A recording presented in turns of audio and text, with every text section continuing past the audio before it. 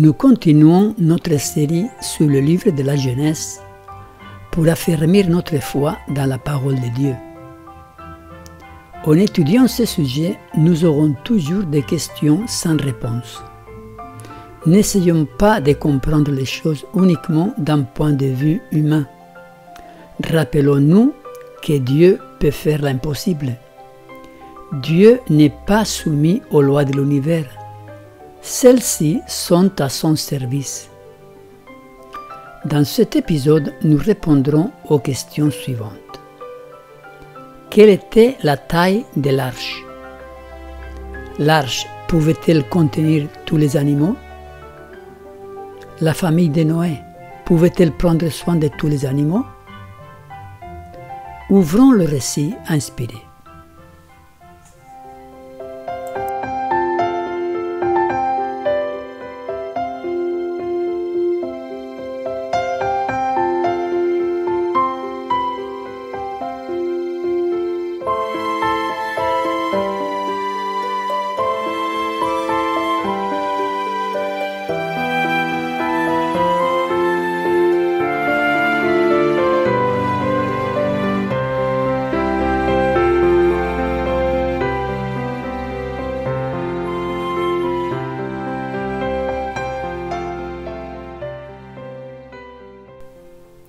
Ancré dans la Genèse.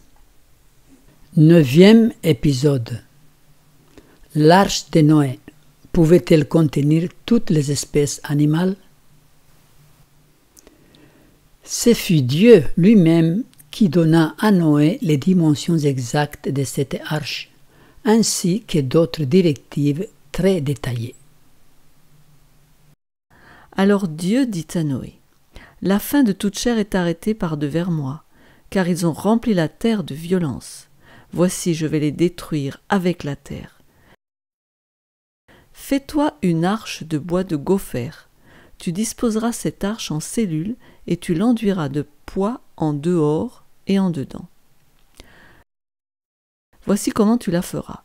L'arche aura 300 coudées de longueur, 50 coudées de largeur et 30 coudées de hauteur. Tu feras à l'arche une fenêtre que tu réduiras à une coudée en haut. Tu établiras une porte sur le côté de l'arche et tu construiras un étage inférieur, un second et un troisième. La sagesse humaine aurait été incapable de concevoir un bâtiment d'aussi vastes proportions et d'une pareille résistance. Si Noé le construisit, Dieu en fut l'architecte. Semblable à un navire quant à sa carène, de manière à pouvoir flotter sur l'eau, il ressemblait à d'autres égards à une maison d'habitation. L'arche avait 3 étages et une seule porte placée sur le côté. La lumière y pénétrait par l'étage supérieur. Les diverses parties de l'édifice étant aménagées de telle façon qu'elles étaient toutes éclairées par la même ouverture. Les matériaux employés à sa construction étaient le bois de gopher ou cyprès résineux, capable de résister aux ravages du temps durant des siècles. L'érection de cet immense bâtiment fut lente et laborieuse. Malgré la force herculéenne des hommes de cette époque, l'énorme dimension des arbres et la consistance du bois exigèrent un labeur beaucoup plus long qu'aujourd'hui. Rien ne fut négligé, humainement parlant, pour donner à cette entreprise toute la perfection possible. Néanmoins, l'arche n'aurait pu, telle qu'elle était, braver l'orage qui allait se déchaîner sur la terre. Dieu seul pouvait protéger ses serviteurs au milieu des éléments. Voyons la taille de l'arche. L'arche mesurait, selon des descriptions bibliques, à peu près 155 mètres de long, 26 mètres de large et 16 mètres de haut. Comptant une réduction de 15% du volume en raison de la courbure de la coque, une arche de cette taille pourrait contenir l'équivalent de 450 semi-remorques de fret ou environ 53 200 mètres cubes. Un navire vraiment gigantesque. À quoi ressemblait l'arche de Noé? Les Écritures ne précisent pas la forme de l'arche, au-delà de ses superbes proportions globales, longueur, largeur et profondeur. Étant donné que la Bible donne des proportions cohérentes avec celles d'un véritable cargo, il est logique qu'il ressemble et se comporte également comme un navire. Dans l'État de Kentucky, aux États-Unis, une nation protestante appelée Ark Encounter a construit une réplique de l'arche de Noé en taille réelle. Le but est de convaincre les visiteurs de la réalité historique de l'arche et démontrer sa faisabilité. Des milliers de visiteurs viennent chaque année et la plus grande partie repart avec la foi affermie dans le récit de la Genèse.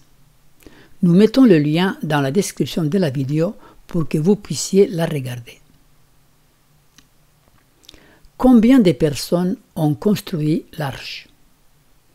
La Bible nous dit combien de personnes étaient à bord de l'arche, mais elle ne nous dit pas combien de personnes ont participé à sa construction.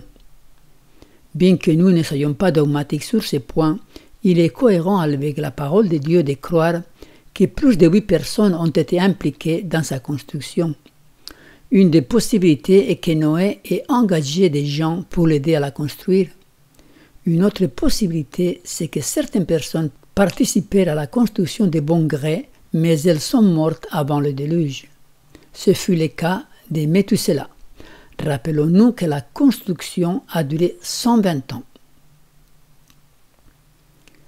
Combien d'animaux y avait-il dans l'arche? La première étape consiste à examiner la Bible pour voir quelles instructions Dieu a données à Noé concernant les animaux et l'arche. De tout ce qui vit, de toute chair, tu feras entrer dans l'arche 2 de chaque espèce pour les conserver en vie avec toi. Il y aura un mâle et une femelle. Des oiseaux selon leur espèce, du bétail selon son espèce, et de tous les reptiles de la terre selon leur espèce, 2 de chaque espèce viendront vers toi pour que tu leur conserves la vie. Et en Genèse 7, 2 à 3, tu prendras auprès de toi 7 couples de tous les animaux purs, le mâle et sa femelle, une paire des animaux qui ne sont pas purs, le mâle et sa femelle, 7 couples aussi des oiseaux du ciel, mâle et femelle, afin de conserver leur race en vie sur la face de toute la terre.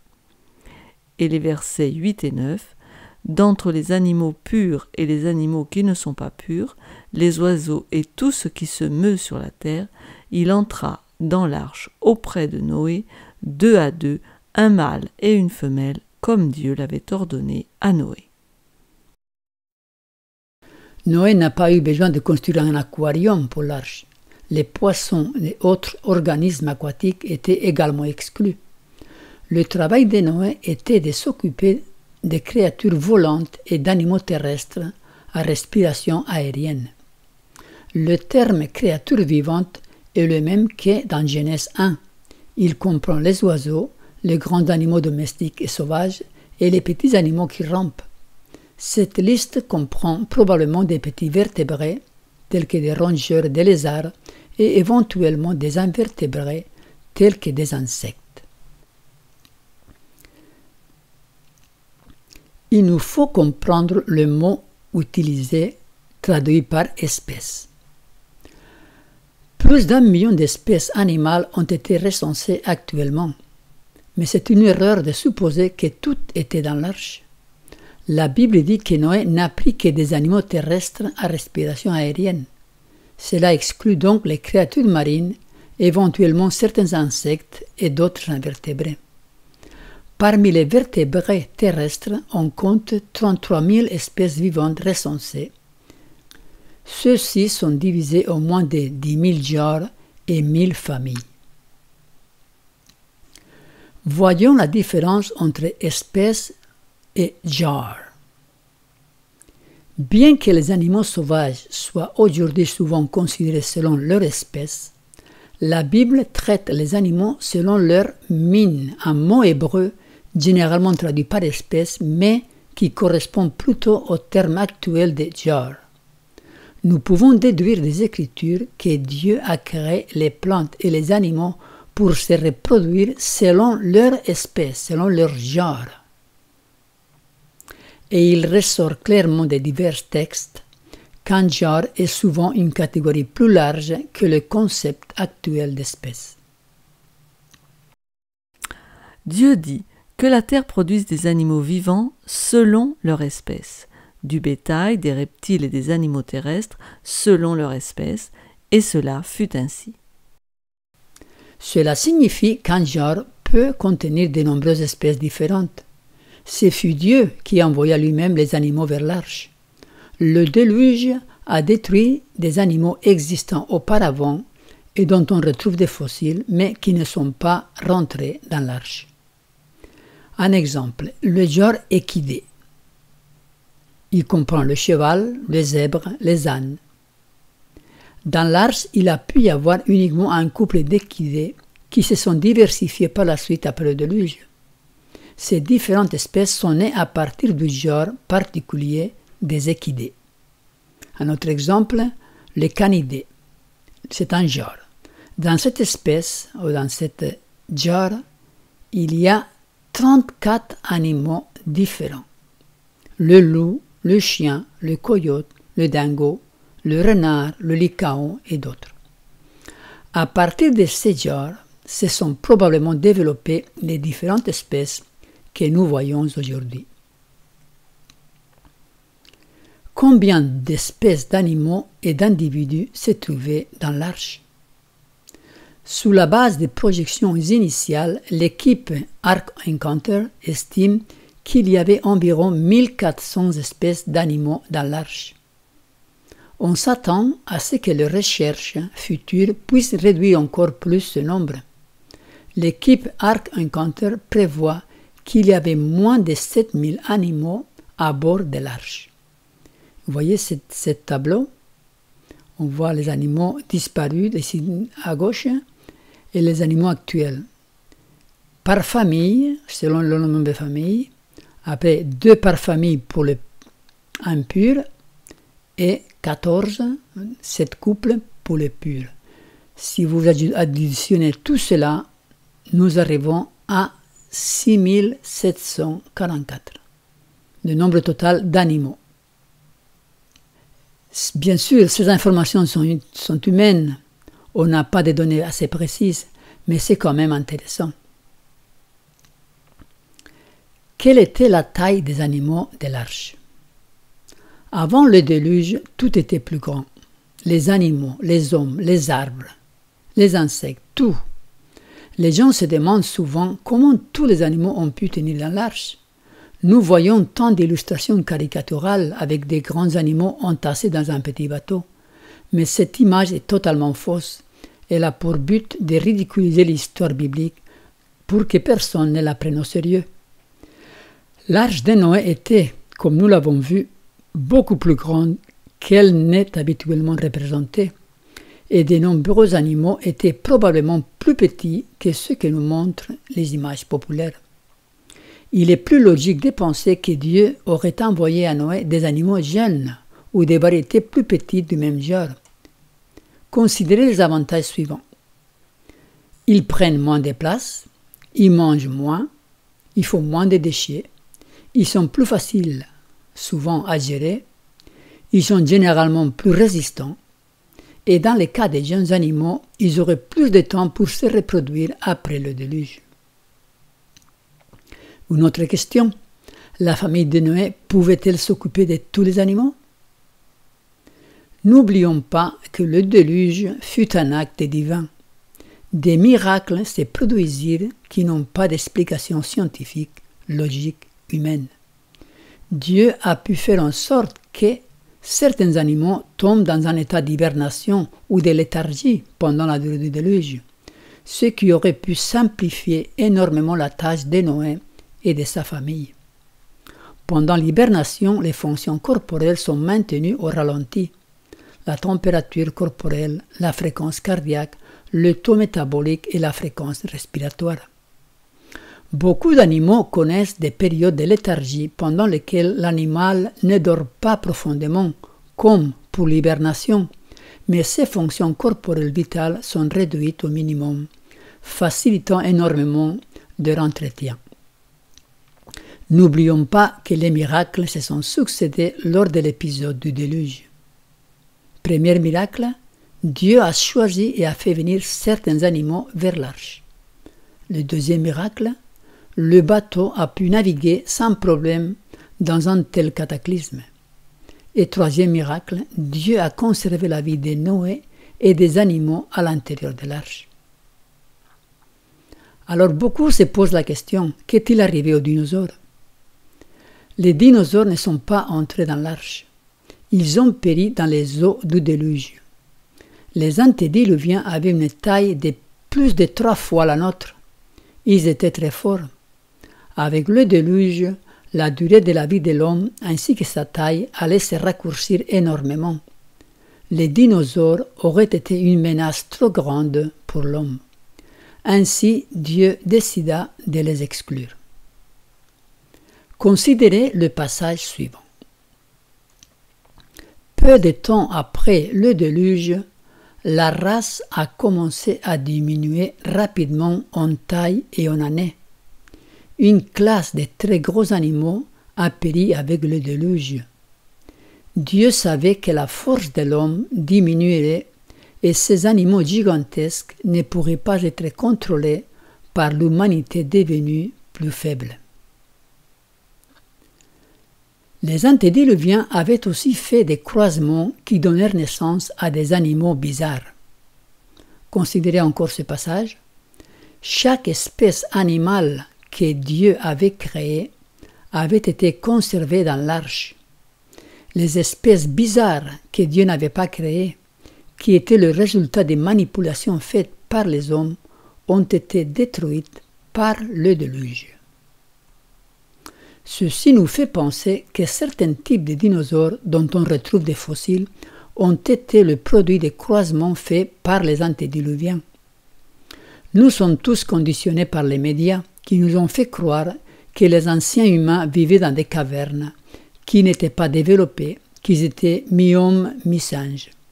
Nous avons du mal à imaginer les antédiluviens pour ce qu'ils étaient en réalité, des gens avec une intelligence de beaucoup supérieure à la nôtre. Ils acquéraient une expérience de 900 ans. Léonard de Vinci, Albert Einstein, Isaac Newton pâliraient à côté des antédiluviens. Dieu avait révélé à Adam les mystères de la vie. Il connaissait tout sur la création. Il a transmis tout son savoir à ses descendants. Les antédiluviens avaient développé le monde plus que nous l'imaginons. Dans la Bible, il nous est dit des descendants de Caïn. Le nom de son frère était Jubal. Il fut le père de tous ceux qui jouent de la harpe et du chalumeau. Tsila, de son côté, enfanta Tubal-Caïn, qui forgeait tous les instruments d'airain et de fer. Donc, vous voyez dans ces versets, qu'est-ce qui nous est dit? Ils avaient des instruments de musique, ils forgeaient le fer et l'airain. Réfléchissez, ils étaient peut-être plus développés que nous aujourd'hui. Notre monde actuel s'est développé à partir des années 1800, moins de 250 ans en arrière. Les antédiluviens vivaient 900 ans chacun. À l'époque du déluge, 1600 années s'étaient écoulées depuis la création d'Adam. 1600 années de développement, puisque Adam connaissait tout sur la vie. Il n'a pas parti de zéro. Il avait toute la connaissance du monde matériel. Dieu lui avait révélé tous les secrets. Et donc, il y a eu 1600 ans de développement jusqu'au déluge. Il ne faut pas s'attarder sur les questions émises par les incrédules qui pourraient ébranler notre foi dans le récit inspiré concernant le déluge. Quelques-unes de ces questions sont: comment les animaux carnivores ont-ils mangé pendant le déluge? Il ne faut pas imaginer que Noé ait prévu des animaux en plus pour servir de nourriture aux carnivores.